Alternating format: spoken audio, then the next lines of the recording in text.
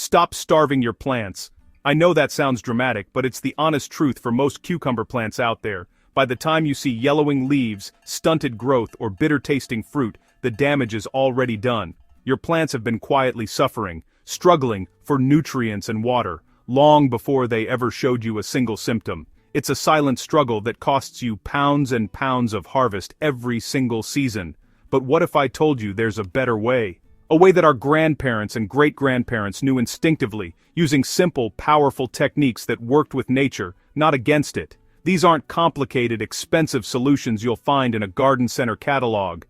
These are forgotten farm practices, the kind of wisdom that was passed down through generations of people who lived off their land and couldn't afford a failed crop. They understood that the secret to a massive harvest wasn't just about planting a seed and hoping for the best. It was about building a resilient, living system from the ground up. They knew how to feed the soil, conserve water in ingenious ways, and give the plants exactly what they needed right when they needed it. In this video, I'm going to pull back the curtain on 5 of these incredible, time-tested hacks. I promise you, if you implement even a couple of these, you will see a noticeable difference in your cucumber patch. If you use all 5, you're going to be buried in cucumbers, crisp, delicious, and more abundant than you've ever imagined. We're going to transform your garden from a place of struggle to a place of absolute abundance. So grab a notepad, because you're not going to want to miss a single detail. Let's get growing. Alright, let's kick things off with the foundation of vigorous growth: nitrogen. When you first plant your cucumber seedlings, they are like hungry teenagers going through a massive growth spurt. They need a constant, steady supply of nitrogen to build those lush green leaves and strong vines. A lot of gardeners reach for synthetic granular fertilizers, but those can be like a jolt of caffeine, a quick rush followed by a crash, and they often risk burning the delicate roots of young plants. We're going to do something much better, something gentler yet far more effective. We're making manure tea.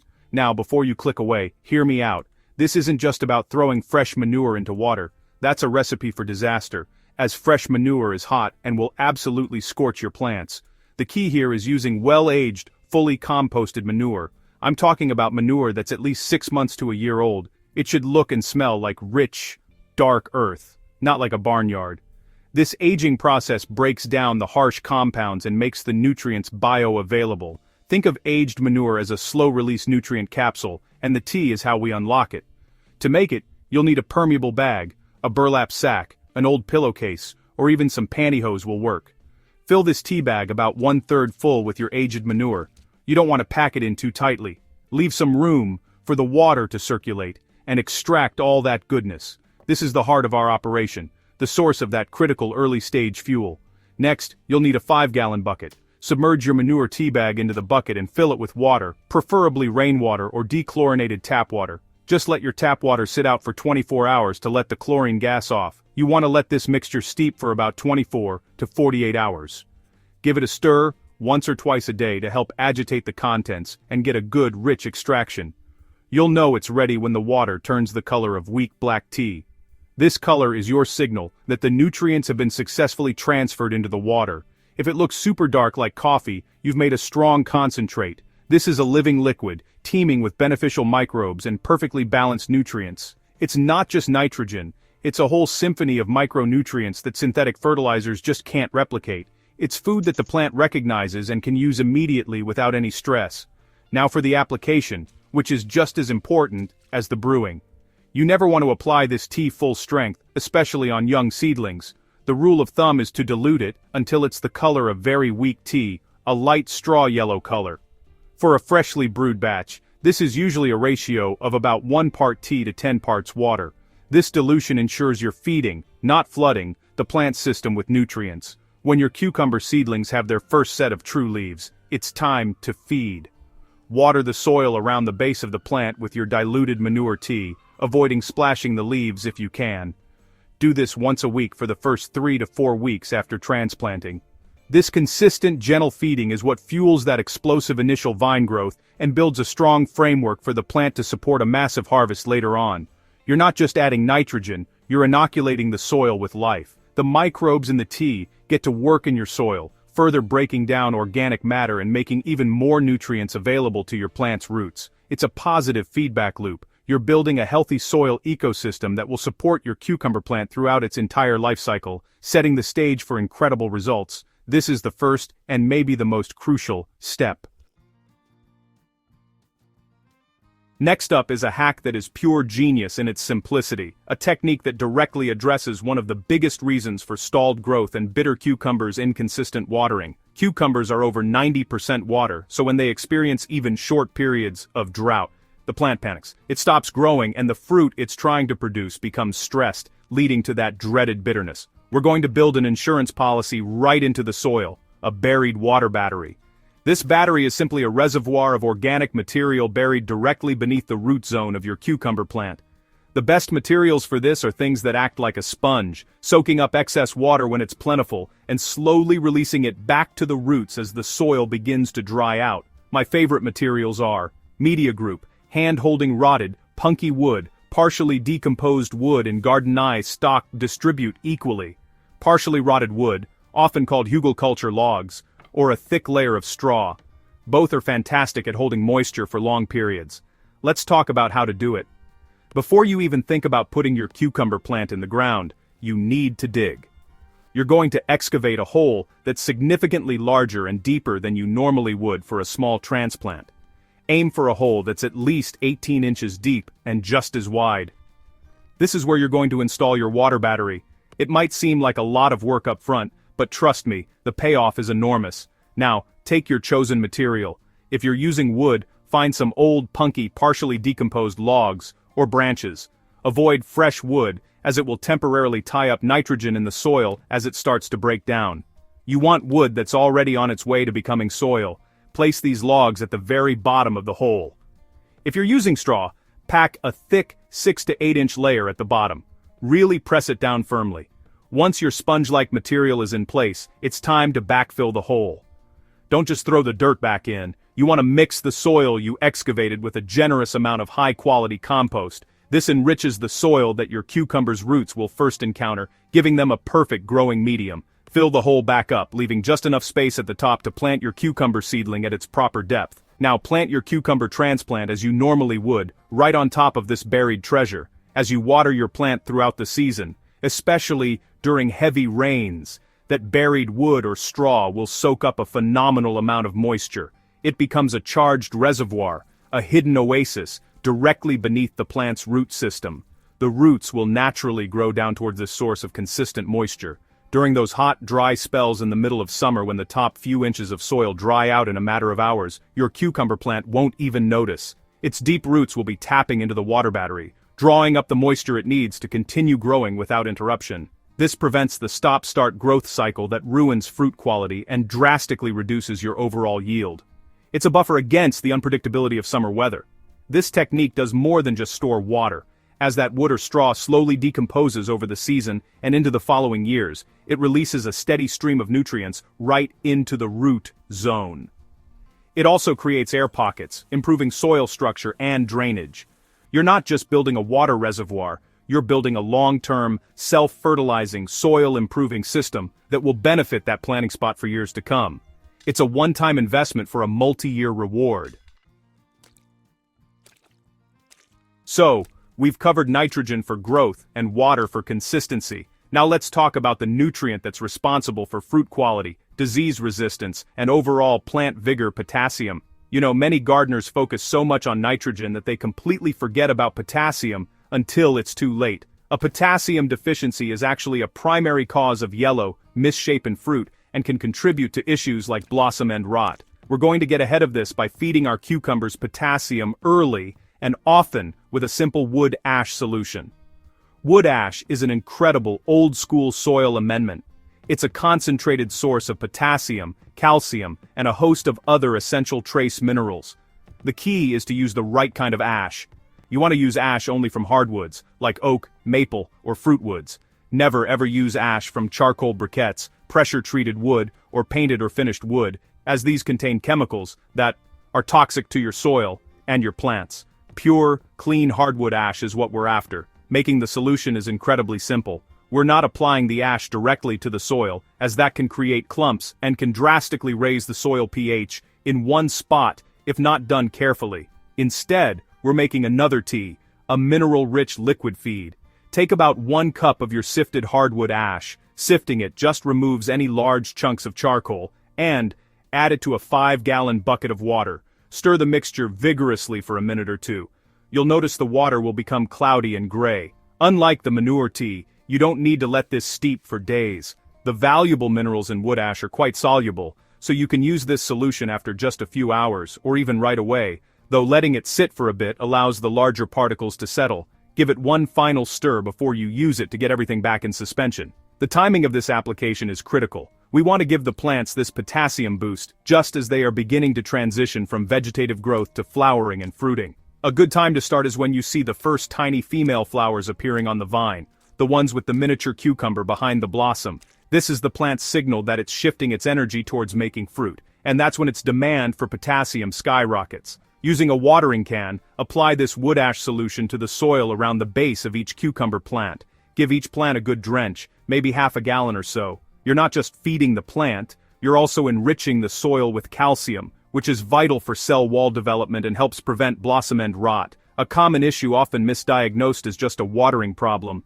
It's often a calcium uptake issue, which this solution helps solve. Repeat this potassium feeding every 2 to 3 weeks throughout the fruiting season.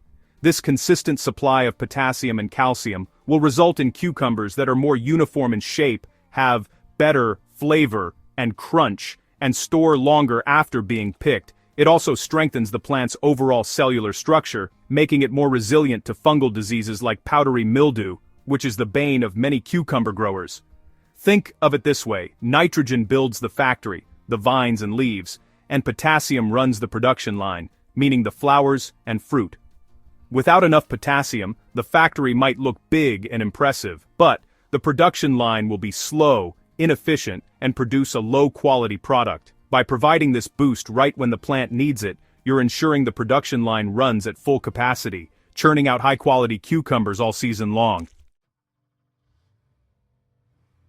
This next hack might feel a little counterintuitive. We're going to be pruning or removing parts of our cucumber plant. I know it can feel wrong to cut off parts of a plant you've worked so hard to grow, but I want you to trust me on this. This isn't random hacking. It's a very specific, strategic pruning technique that redirects the plant's energy for explosive upward growth and a much healthier, more productive plant overall.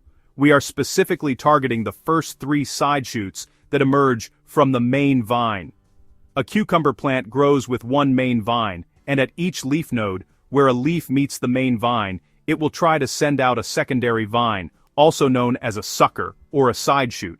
If you let all of these grow, you end up with a tangled, dense jungle of leaves near the base of the plant. This dense growth at the bottom of the plant is problematic for a few reasons. First, it creates a humid, stagnant microclimate that is the perfect breeding ground for fungal diseases like powdery mildew and downy mildew. There's no airflow, so moisture gets trapped on the leaves. Second, all those side shoots are competing with the main vine for water, sunlight, and nutrients.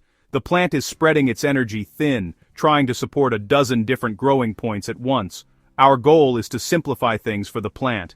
We want to encourage it to focus its energy on growing one strong, dominant main vine vertically up your trellis. A strong main vine will produce more female flowers and therefore more cucumbers. So, we're going to find the first 3 side shoots, starting from the base of the plant and moving up, and we're going to remove them completely. It's very important to do this when the side shoots are still small, ideally when they are only 1 to 2 inches long. At this size, you can usually just pinch them off with your fingers, right where they emerge from the leaf axil. If you wait until they get bigger, you'll need to use a clean, sharp pair of pruners to make a clean cut. Always sterilize your pruners with rubbing alcohol between plants to avoid spreading any potential diseases. Let me be crystal clear. We are only removing the first 3 side shoots from the base. After that 3rd node, you let the plant do its thing. The side shoots that develop further up the vine are fine to leave on. By then, the plant has established a strong root system and a powerful main stem, and it has plenty of energy to support both the main vine and those upper laterals. This initial pruning just gets it through that critical establishment phase. The results of this simple act are dramatic. With the lower part of the main vine cleared, air can now circulate freely around the base of the plant, drastically reducing the risk of fungal diseases taking hold. All the energy that would have gone into those three low-lying, often unproductive shoots is now redirected upward, fueling rapid vertical growth of the main vine. You'll see your cucumber plant race up its trellis. This vertical growth gets the leaves up into the sunlight, where they can photosynthesize more efficiently, creating even more energy for the plant. It's a simple, 5-minute task that pays huge dividends in plant health, disease prevention, and ultimately, the size and quantity of your harvest. Don't be afraid to make the cut. Your plant will thank you for it. Our final hack is the one that ties everything together. We've fed the plant, provided water, supplied key minerals, and pruned for structure. Now, we're going to supercharge the soil itself by inoculating it with a powerful, living probiotic drink for your garden. We're going to make something called fermented plant juice, or FPJ. This is a cornerstone of Korean natural farming, and honestly, it's an absolute game changer for unlocking a plant's full genetic potential.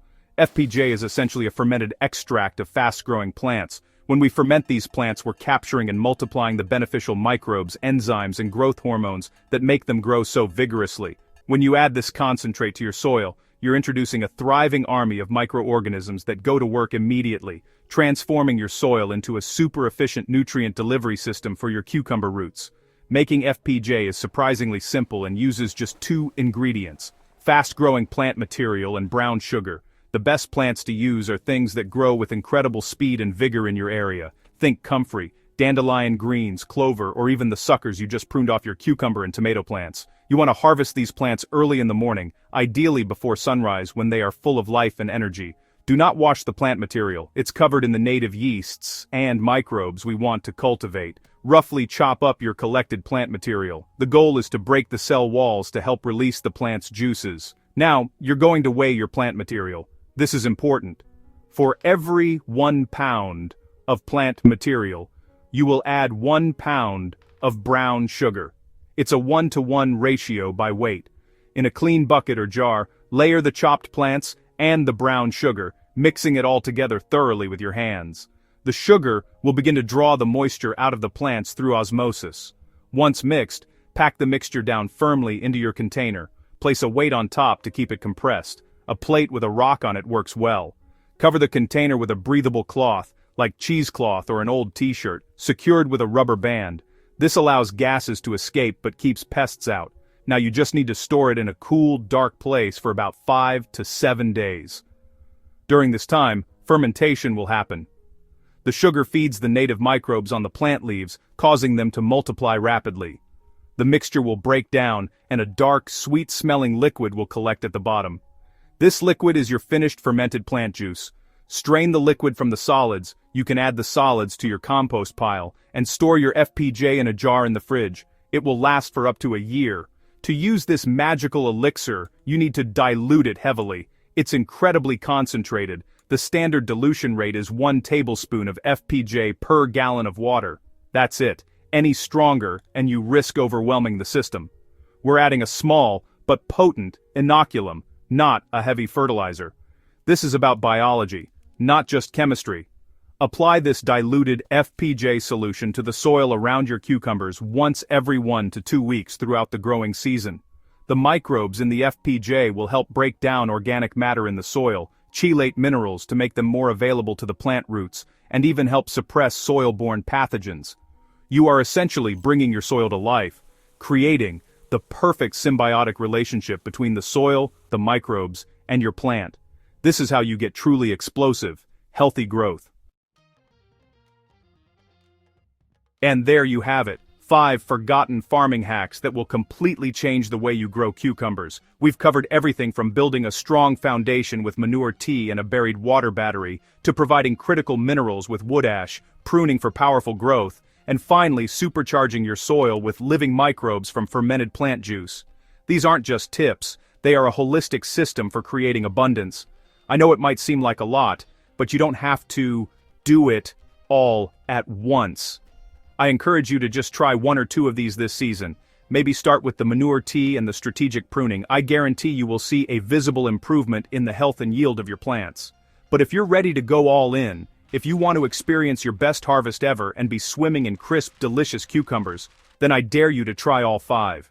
You will be absolutely amazed at the difference it makes when you start working with nature's own powerful systems instead of fighting against them. If you found this video helpful and you're excited to unlock the secrets to a more abundant garden, do me a huge favor and hit that subscribe button for more from nature's blueprint. Share this video with a friend who's trying to grow cucumbers this year. Let's spread this incredible old world knowledge. We're just scratching the surface of the forgotten gardening secrets I want to share with you. Thanks for watching, and until next time, happy gardening.